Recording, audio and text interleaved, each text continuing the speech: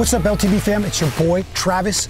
Guys, it's summertime, things are hot. We got beautiful vegetation growing, tulies, we got different weed lines growing up, but then we get those algae blooms and we get that gunk on the surface, and there's no more versatile lure than a hollow belly frog. So today, we're breaking down California Classics bait company, the Delta Frog, to really break down the basics of hollow belly frog fishing. It doesn't matter if you're hoofing it on the shore or you got a brand new shiny boat, a frog can be versatile and it can catch you mega bass this time of the year. So let's break down this awesome technique and get froggy with it. Okay, a little bit about hollow bodied frogs.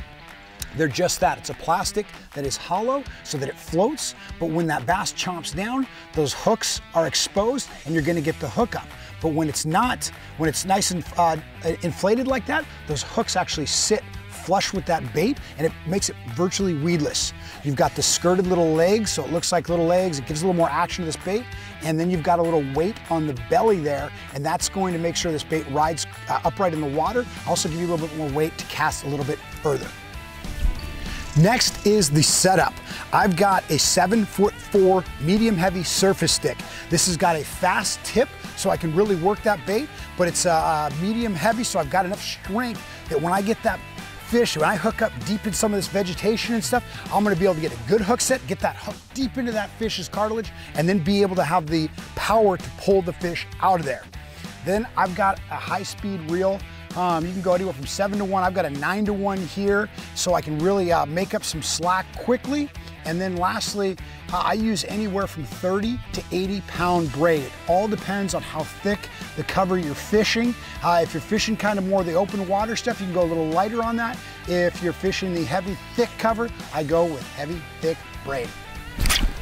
Oh, there we go, there we go, there we go. Oh, I'm snagged up here. This is a good fish. There we go. Holy cow.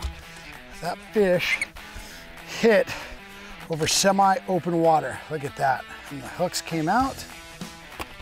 Guys, that's a good fish. There's 3 different techniques. That one I was working this bait over semi-open water. There was just kind of sparse vegetation. But there's 3 different techniques that I like to use, 3 different ways to retrieve this that I'm gonna break down right now. Number 1, hopping it over open water. All I'm doing for this one is I make long casts, rod tip down, and I want to keep semi-slack line in that rod, and I'm making little twitches as I reel. So I'm reeling at the same time, and what I'm trying to do is make this bait skip. It's like a skip hop along the top, and it just looks like something's kicking along the surface there, but it's a nice rhythmic motion. This little bait, pop, pop, pop, pop, pop, pop, pop. And it makes a tiny little sputter, makes a nice little wake, and fish will hone in and pound this. Number 2, walking the dog. This one, you cast up close to cover, and what you're gonna do is you try to keep this bait in one place.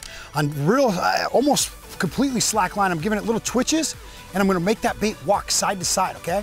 And that bait will just side to side, and when you're doing it right, you'll get that bait to actually not come towards you. It'll almost stay in one place. It's just spinning on like an axis right there, and it's coming towards you just a little bit, but you want to keep it in that strike zone. This is a way to make a lot of commotion, but not move away from that fish, so you can kind of really stir that fish up and draw that strike.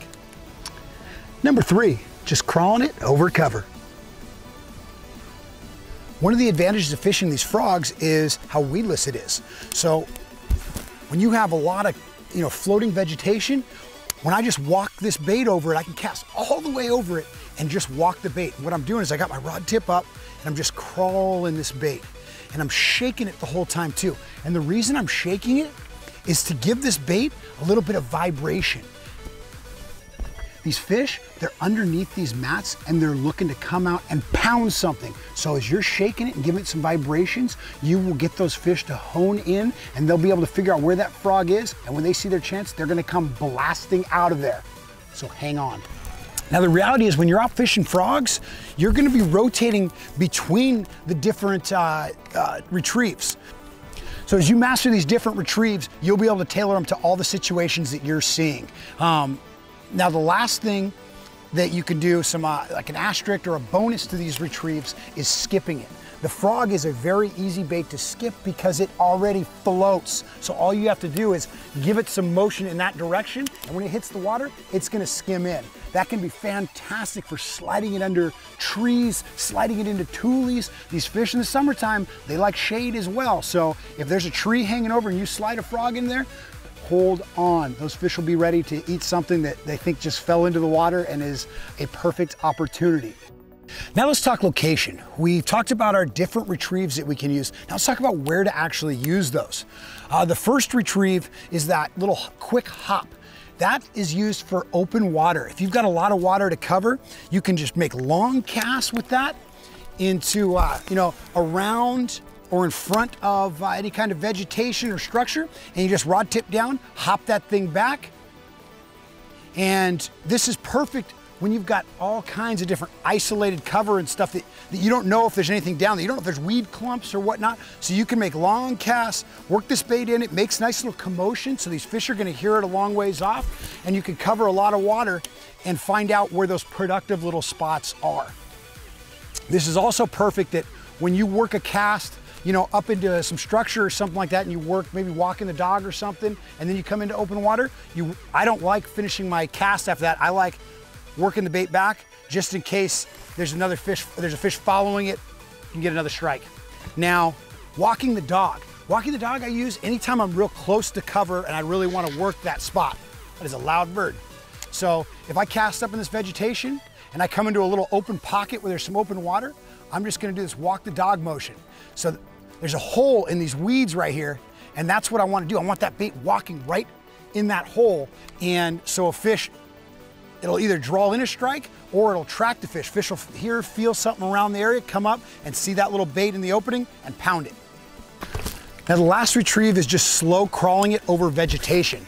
So when I cast into this thick stuff, because this is floating on the surface, that's really important. These fish, they're in there because it's cooler, it's being oxygenated. That live vegetation is putting oxygen into the water, and that's also playing a home for crawdads, little bait fish, a lot of things those bass eat, plus shade. So the bass will tuck right underneath there, and that's a great spot for you to crawl this bait over.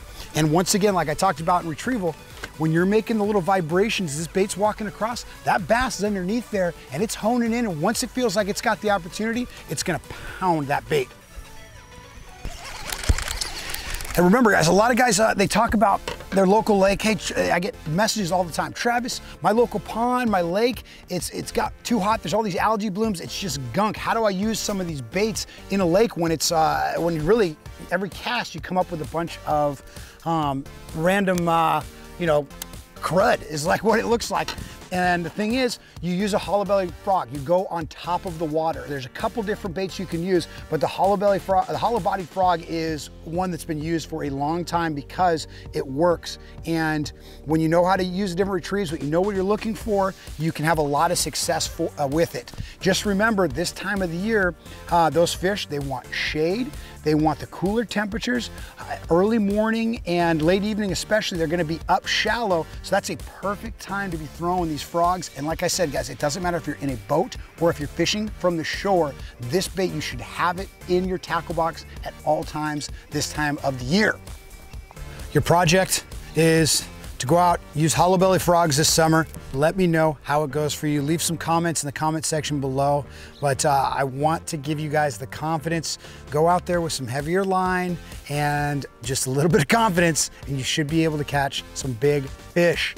Like I said, it doesn't matter if you're in a little pond or big lake, don't be intimidated. I remember when I was first starting out fishing, I thought that some lures only work in bigger lakes and things like that, but no, the small body of water, a lot of times can be even a more froggy situation because those bass are opportunistic. If they don't have a lot of one type of bait in their lake, then they're gonna feed on whatever they can find. They're always hunting, and in farm lakes and little ponds and things like that, there's a lot of frogs. These fish get honed into eating those frogs.